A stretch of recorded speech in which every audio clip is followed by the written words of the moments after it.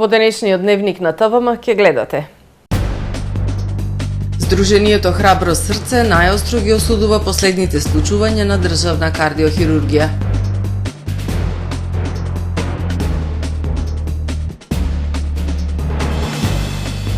Ново детско игралиште на булевар Туристичка.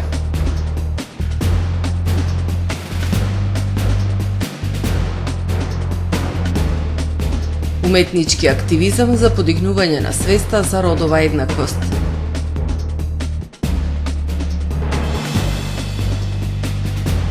И Павело викенд на точак Охрид и Струга да видам.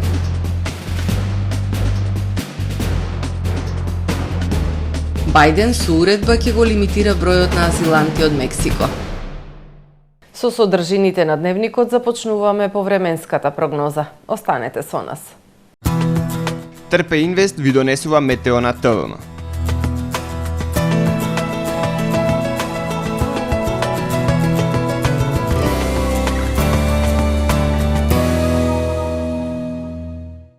Во Охрид денес имаме стабилизација на времето. Превладуваше претежно сончево време со максимални 27 степени Целзиусови. Во среда во северозападна, северна и централна Европа, како и во крајните источни предели, ќе преовладува умерено облачно и нестабилно време со врнежи од дожд и грмотевици. Во западните предели, како и во најголем дел од Пиринејскиот, Апенинскиот и Балканскиот полуостров, ќе преовладува претежно сончево и потопло време со појава на локална облачност. На Балканскиот полуостров утре ќе преовладува претежно сончево и топло време со појава на локална облачност и со дневни температури кои што ќе бидат во пораст. Максималните дневни температури ќе се движат во интервал од 24 до 32 степени. Во Македонија во среда, по свежото утро, со благо опаѓање на утринските температури, во текот на денот ќе превладува сончево и топло време. Минималните температури ќе се движат во интервал од 7 до 16 степени, додека пак максималните дневни температури во Македонија утре ќе достигнат од 20 до 33 степени. УВ индексот ќе има вредност 8. Во Охрид во среда ќе преовладува претежно сончево и топло време со појава на локална облачност. Ќе дува западен ветер, минималната температура од 11 степени, додека пак дневната ќе достигне до 25 степени. Во Охрид во четврток и петок по свежото утро во текот на денот ќе превладува сончево и топло време. Минималната температура од 12, односно 13 степени, додека пак максималната дневна ќе достигне до 27, односно до 29 степени.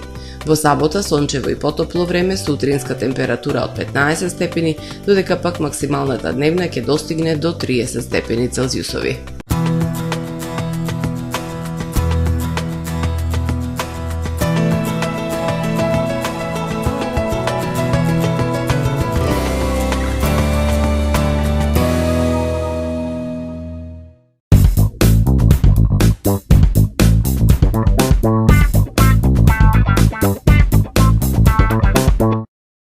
Тамаро е 25 години охридски водечки лидер и препознатлив бренд. Обуките од менаџерскиот тим се доказ за максимална посветеност кон вработените. Тамаро Холдингот се грижи за организацијата и на време пренесените информации кои отсликуваат тимската работа. Секој успех на вработениот е успех и на компанијата. Маркетите располагаат со производи со висок квалитет од секакви брендови по одлични цени. Вкусните печива од Анабела пекарата се веќе омилен појадок на многу потрошувачи во Охрид. Анабела кујната услужува голем број на потрошувачи и компании.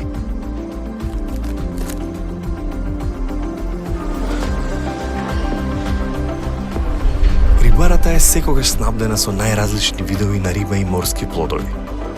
А месарниците располагаат со свежо месо и месни производи во секое време. Уживајте во својот охридски домакин. Тамаро, повеќе од маркет. Професионален сервис за хемиско чистење на облека Хембој, повеќе од 50 години со вас. Единствени во регионов работиме со dry cleaning или суво чистење. Не дозволувајте импровизации со вашата деликатна облека. Хембој работи по сите европски сертификати и стандарди со најсовремени машини и методи за dry cleaning, она што го бара производителот на вашата облека за правилно одржување на истата. Вршиме услуги и за водено перење на кебиња, постелнини, јоргани, наддушеци и прекривки. Традиција и квалитет повеќе од 50 години. Хемиско чистење Хембој. Добре дојдовте во светот на Кармен Бау Центар. Во беспрекорно уреден продажен простор, купувањето во еден Бау Центар никогаш не било попријатно. Со гордост ви го представуваме нашиот шоурум Мараци, со најголем избор на плочки од мараци и санитарија од светски познатите брендови Грое, Колпасан, Идеал Стандард, Рока, Унитас. На располагање ви е нашиот архитект, кој ќе ви помогне во осмислување на вашиот проект. Располагаме со најбогатата палета на ламинат во државава. Одберете од 100 различни дизајни на Swiss Chrono. Покрај стандардниот избор на фасадните системи Knauf и Бекамент, ви нудиме богат избор на професионален алат на реномираните производители Bosch и DeWalt. Кармен Бау Центар на улица Железничка.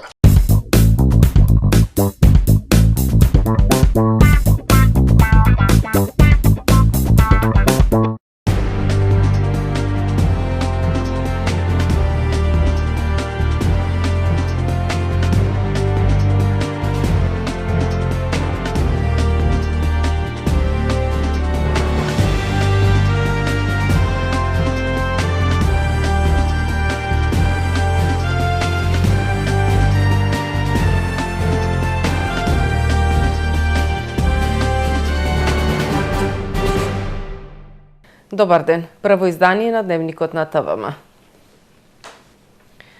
Националното здружение Храбро срце со остра реакција за растурањето на тимот за срцеви трансплантации на државна кардиохирургија. Овој потек ја става во колапс целата програма за срцеви трансплантации во земјава. Националното здружение Храбро срце најостро ги осудува случувањето на државната клиника за кардиохирургија. Растурањето на тимот пред временото раскинување на договорот со националниот лидер ја става во колапс целата програма за срцеви трансплантации во земјава. Со оваквите чести смени на министри, директори и останати кадри се прави ненадомеслива штета на пациентите кои чекаат шанса за продолжување на животот. Постојано се трудиме да дојдеме до она што за наш живот значи до трансплантација и наеднаш да видите дека некој само поради личен хир разрешил еден цел тим кој што ги води тие работи, односно кој што ги води трансплантациите. Практично Македонија е во македонското здравство од областа на кардиохирургијата е во колапс. Ке трпиме ние кои што сме најзагрозени пациенти, а ке трпат и сите граѓани. Честата промена на кадри на државната клиника е обид за покривање на неспособноста од надлежните власти за одржување и обновување на државното здравство, обвинуваат од Храбро срце. Не се согласуваме дека не се добри услугите во државната кардиохирургија, напротив, секогаш сме биле добро обслужени, добро прифатени и имаме само пофални зборови за докторите, а имаме критики кон оние кои што треба да го водат здравството, односно оние кои што внесуваат доза на политика во здравствената гранка. Најранливите пациенти со вградена механичка циркулаторна подпора на срце апелираат до идната влада веднаш да отпочне со длабоки реформи во државното здравство, инфраструктурно подобрување на условите и вложување во современа опрема. Ново детско игралиште на булевар Туристичка. Со цел да се обезбедат подобри услови за забава и рекреација на најмладите, изградено е ново детско игралиште на булевар Туристичка во непосредна близина на стамбениот комплекс покрај реката Грашница. Поставени се најсовремени реквизити за забава и специјална гумирана подлога согласно безбедносните стандарди. Исто така поставени се и клупи за седење, заштитна ограда и засадено е соодветно зеленило. Средствата за изградба на игралиштето се обезбедени од буџетот на општина Охрид, информира градоначалникот Пецаков. Уметнички активизам за подигнување на свеста за родова еднаквост. Во нашето општество се уште има дискриминација и стереотипи. Токму затоа, активистите со уметнички перформанс изведуваат национална турнеја во повеќе градови низ земјава.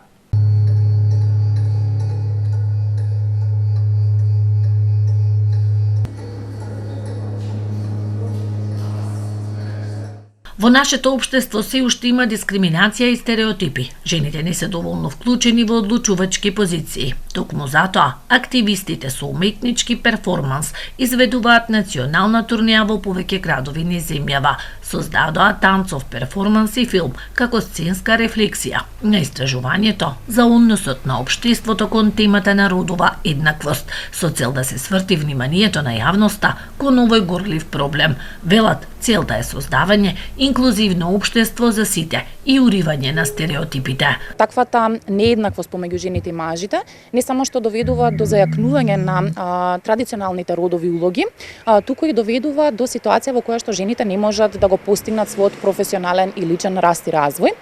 Токму дискриминацијата, стереотипите и нееднаквоста ги прават исклучување на жените од различни општествени сфери, како од образованието, вработувањето, па се и до здравствената нега.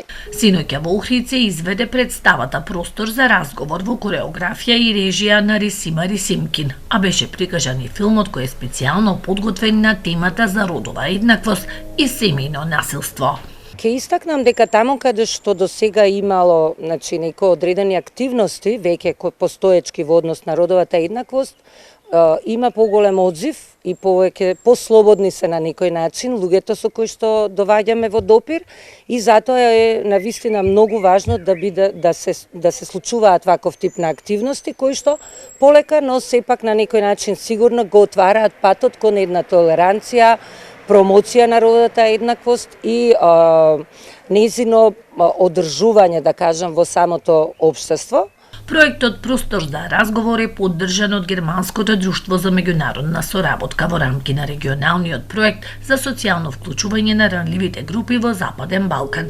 Националната турнеја на овој активистички проект се случува во партнерство со Универзитетот Гоце Делчев Штип, Националната мрежа против семејно насилство и локални партнери од 10 градови во земјава кои се занимаваат со темата на родова еднаквост и родово базирано насилство.